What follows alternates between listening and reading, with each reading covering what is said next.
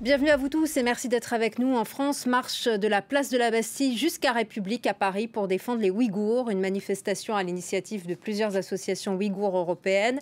Il s'agit d'obtenir la reconnaissance d'un génocide, mais aussi d'alerter plus largement sur les dérives du régime autoritaire chinois. On retrouve Raphaël Glucksmann, essayiste français, directeur du Nouveau Magazine littéraire. Cette manifestation est pour vous une exigence morale. Pensez-vous qu'elle puisse avoir une efficacité ? Bien sûr, je pense que si les dirigeants européens aujourd'hui s'emparent de la question ouïghour et en débattent dans les institutions, c'est grâce aux centaines de milliers de jeunes, d'abord en France et puis partout en Europe, qui se sont mobilisés et qui ont imposé la question ouïghour au cœur du débat européen. Et donc je pense que chaque mobilisation est importante. Et nous avons des revendications très concrètes. Ce qu'on veut, c'est simplement bannir les produits de l'esclavage des Ouïghours de nos marchés. C'est faire en sorte que les multinationales qui bénéficient de la réduction en esclavage d'un peuple ne puissent plus vendre les produits de l'esclavage dans nos supermarchés et dans nos magasins. Ce que nous voulons, c'est que enfin les responsables chinois de la déportation d'un peuple soient sanctionnés par l'Union européenne et pas simplement 3 ou 4, mais les principaux responsables. Et donc nous avons des revendications concrètes, nous entendons les porter et la seule manière d'imposer ces revendications, c'est une mobilisation constante des citoyennes et des citoyens européens. Mais qu'attendez-vous du gouvernement français et des responsables politiques ? D'abord, on attend que l'Assemblée nationale, comme le Parlement belge et comme le Parlement britannique, s'emparent du sujet et reconnaissent le risque de génocide des Ouïghours. C'est d'abord une reconnaissance du crime contre l'humanité, le pire crime contre l'humanité du XXIe siècle que nous demandons. Ensuite, nous voulons que le président Macron porte à Bruxelles la cause des Ouïghours, qu'il pousse la Commission européenne à remplir sa promesse, c'est-à-dire l'interdiction du marché européen des produits de l'esclavage des Ouïghours. Et nous voulons que Emmanuel Macron soit en un sens fidèle à cette tradition humaniste française qu'il a savamment délaissée pendant toute la première partie de son mandat, puisque je vous rappelle que pendant 4 années, le mot Ouïghour était sans doute trop sale pour qu'il le prononçât.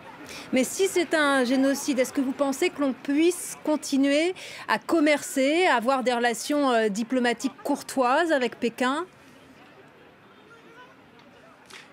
Personne ici ne demande à entrer en guerre contre la Chine, nous ne sommes pas fous. Nous savons la puissance chinoise. Mais simplement, nous pensons qu'entre ne rien faire et faire la guerre, il y a tout un espace qui s'appelle la politique. Et ça passe d'abord par des pressions commerciales. Ça passe d'abord par des mesures commerciales. Vous savez, on discute en ce moment au Parlement européen le devoir de vigilance des entreprises. Le fait que les multinationales désormais doivent être tenues pour responsables de l'ensemble de leur chaîne de production.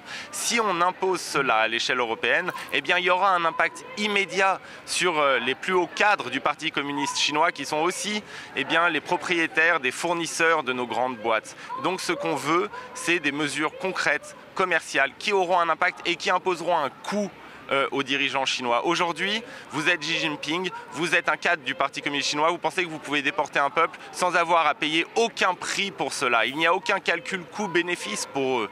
Et donc c'est ce calcul-là qu'il faut imposer. Mais est-ce que vous appelez par exemple au boycott des JO, des Jeux Olympiques d'hiver en Chine en 2022 ?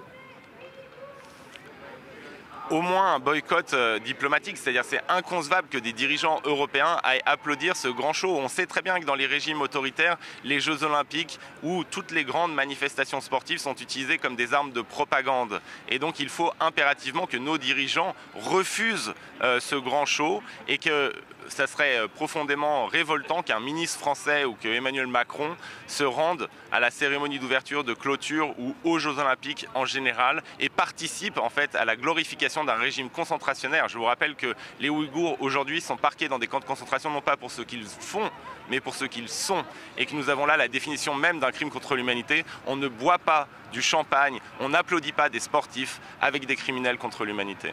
Rapidement, quelles sont les prochaines initiatives ? Vous allez manifester devant l'ambassade de Chine ?